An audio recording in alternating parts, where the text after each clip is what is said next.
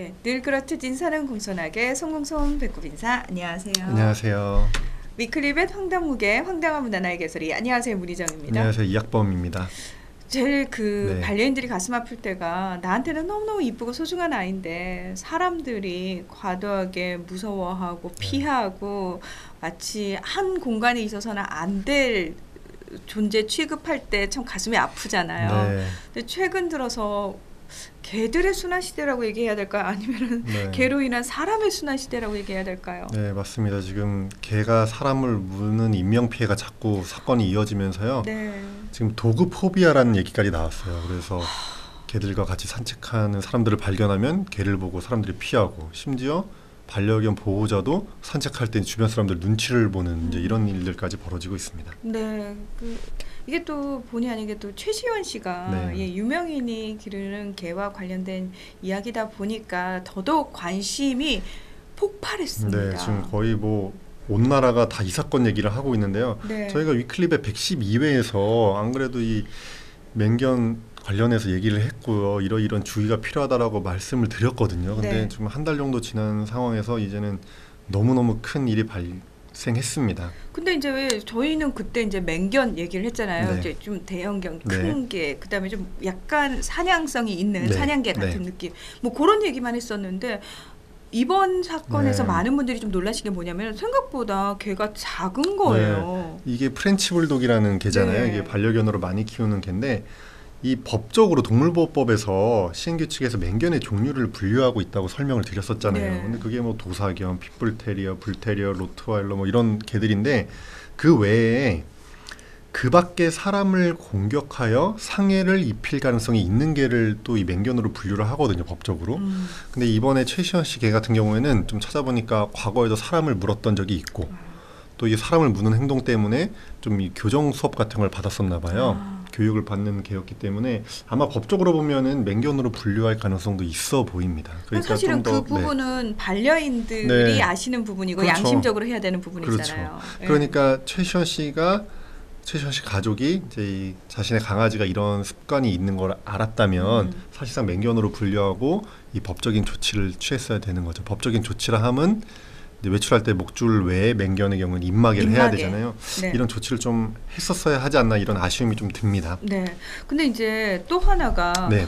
개한테 물려서 사람이 사망까지 이르게 네. 된 사건이잖아요. 네. 지금 이게 사실 올해만 해도 개한테 물려서 사람이 죽은 일들이 있었어요. 네. 근데 이런 경우가 대부분이 큰 혈관을 물어서 이제 과다출혈로 죽는 경우가 많은데, 이번 사건의 경우에는 이 사망하신 분이 개한테 물린 다음에 한 6일 정도 후에 돌아가셨거든요. 그것도 이제 폐혈증으로 돌아가셨는데, 이 폐혈증이라는 게 이제 세균이 온몸에 퍼져가지고 전신 감염 상태를 일으키는 거예요. 그래서 폐혈증 증상이 오면은 거의 30% 이상이 돌아가시거든요. 그런데 교상이잖아요. 이 물린 상처가 위험한 게 뭐냐면, 우리가 그냥 긁히는 상처는 오히려 상처 깊이가 깊지 않고 피가 나오고 세균이 밖으로 나올 여지가 있기 때문에 괜찮은데, 물린 상처는 상처가 안에 깊숙이 박혀있기 때문에 이 위쪽으로 빠져나가는 통로가 적으면 세균이 잘 안 퍼져나가고 안에서 골마서 혈관을 타고 온몸으로 퍼져나가거든요. 그래서 우리가 사람이 물린 상처뿐만 아니라 개가 다른 개를 물었을 때도 이 물린 구멍을 꼬매질 않아요. 그 안에서 계속 세척을 하고 항생제 투여하고 치료를 해서 밖으로 빠져나오게 하거든요. 이제 이번에 사실 워낙 사건이 커지다 보니까 반려인들도 많이 위축된 부분들이 있는데 개에 대해서 평소에 이제 좀 불만을 가지고 계셨던 분들까지 이제 그러니까요. 그 불만이 다 쏟아져 나오다 보니까 사람을 한번 물었던 개는 다시 물 수 있다면서 안락사 얘기까지 나오고 있더라고요. 맞아요. 제가 그 부분이 제일 안타까운 부분인데, 네. 얼마 전에 이제 뉴스를 보니까 이 최시원 씨 반려견을 안락사시키는 거에 대해서 찬성하냐 반대하냐 이런 투표도 막 이루어지고 있고요. 일부 분들은 안락사가 뭐냐, 그냥 사살시켜라 뭐 이런 얘기까지 하고 있거든요. 그러니까 이게 지금 이번 사건을 계기로 저희가 좀 규제를 좀 강화하고 사고가 더 이상 안 나게 예방 대책을 세우고, 그렇죠? 그리고 반려견 보호자들은 자신의 책임을 돌아보고 이런 계기로 삼아야 되는데, 이게 초점이 완전 빗나간 거예요. 그래서 네. 마치 개를 마녀 사냥하는 식으로 몰아가고 있거든요. 근데 이런 건 좋은 방법은 저는 아니라고 생각합니다. 맞습니다. 예, 뭐 세상의 모든 개를 다 죽여 없애야지만 안전하다라고 생각하는 것처럼 극단적인 건 아니겠지만 어쨌든 해결 방식이 이쪽 방향은 아니어야 그렇죠. 된다라는 게 분명한 건데 이번 사건이 개에 대한 막연한 불만이나 이 비난 또 개에 대한 좀 공포로 연결돼서는 안 될 것 같습니다. 네. 사실은요. 원래 더 많은 신경을 썼었고 제대로 관리를 했었어야 되는 반려인의 책임이거든요. 맞습니다. 예. 그래서 이번 기회에 도대체 이 반려인들이 평소에 자신의 개, 반려견을 어떻게 데리고 생활하는지에 대해서도 관심들이 높아졌습니다. 그래서 놓치고 있는 부분들을 다시 한번 짚어야 되거든요. 네. 이 동물보호법상 이 주인의 의무사항이 이미 있어요. 사실은 지금 이번 사건을 계기로 동물보호법을 강화해야 된다, 맹견에 대한 관리를 강화해야 된다라는 얘기가 나오고 실제로 정부가 그렇게 하려고 하고 있거든요. 네. 그런데 이미 기존에 있는 동물보호법만 잘 준수했어도 이런 일이 생길 수가 없습니다. 이 3개월령 이상의 반려견을 데리고 외출할 때는 반드시 목줄을 하게 되어 있거든요. 우리 애는 안 물어요가 안 된다니까요. 절대 아니에요. 그건 예. 그런 얘기를 하시기 전에 이거 자체가 이미 불법이에요. 범법 네. 행위거든요. 절대로 해서는 안 되고요. 이번 사건의 경우에도 목줄 안 한 상태에서 물렸잖아요. 네. 그리고 그중에 맹견으로 분류된 개들, 아까 읽어들었죠. 이런 개들은 목줄 외에도 입마개를 꼭 하셔야 돼요. 이게 법적인 의무사항이에요. 이런 것만 지켰어도 이런 일이 벌어지지 않았을 겁니다. 입마개 하면요. 네. 항상 이제 나오는 얘기가 뭐냐면 왜 중성화 수술을 우리가 동물들 얘기를 할 때 반려동물들 중성화 얘기할 때 인간적인 관점에서 얘기를 하잖아요. 그래서 아유 그 인간이 동물한테 물어보지도 않고 그거 함부로 해도 돼라는 얘기를 해서 네. 사실은 근데 중성화가 반려동물의 건강 차원에서도 바람직하다고 선생님들 얘기하시거든요. 똑같이 입마개도 아니 그러면 이걸 씌워가지고 답답한데 이 아이를 데리고 산책을 나가라고? 라는 얘기를 먼저 하시는 거예요. 맞아요. 이게 반려견한테 입마개를 채워라라고 하면 하시는 얘기가 이거 엄청난 스트레스고 또 이런 얘기 하시는 분도 있어요. 이 개는 이제 땀샘이 없잖아요 몸에. 그러다 보니까 이 체온 조절을 주로 이게 헐떡거림으로써 발휘하거든요. 그렇죠. 혀를 밖으로 내밀어서. 네. 근데 입마개를 하면은 그런 것도 못하기 때문에 체온 조절도 안 되고 스트레스 받고 애한테 안 좋지 않냐. 심지어 입마개 채우는 거는 동물학대다라고 얘기하시는 분까지 있거든요. 근데 네, 절대 맞아요. 그렇지 않습니다. 지금 물론 지금 말씀하신 것들이 걱정하는 부분이 이해는 돼요. 그리고 그럴 가능성이 없는 건 아니지만 최근에 나온 입마개 같은 경우에는 입마개 착용한 상태에서도 물도 마실 수 있고 간식도 다 먹을 수 있고 할 수 있거든요. 당연히 이 헐떡거림 팬팅도 할 수 있고요. 그리고 중요한 것은 입마개를 채울 때 반려견이 스트레스를 받는다? 이건 사실은 주인의 잘못인 거예요. 어릴 때부터 입마개 채우는 교육을 시켰어야 되거든요. 그러니까 입마개를 채울 때 뭐 동물병원에 데려간다든가 이런 안 좋은 기억이 있으면 당연히 입마개 착용하는 거 싫죠. 왜 마치 엄마가 사탕 사줄게 가자 이러면 꼭 이거 병원 그렇죠. 가는 일이다. 그렇죠. 이런 느낌. 그런 거랑 똑같습니다. 예. 그래서 어릴 때부터 입마개를 보여주면서 간식을 주고 또는 입마개 안에서 간식을 먹게 하고 이렇게 해서 입마개를 좋게 느끼게끔 그래서 입마개를 착용하는 것 자체가 스트레스가 아니게끔 안 받게끔 하는 게 주인의 역할이었는데 그걸 안 하신 거거든요. 그래놓고 만약에 그런 분들이 입마개 채우는 건 동물학대니까 난 못 채우겠다라고 얘기할 자격이 없는 거죠 사실은. 어릴 때 입마개 착용 교육부터 시키셨어야 됩니다.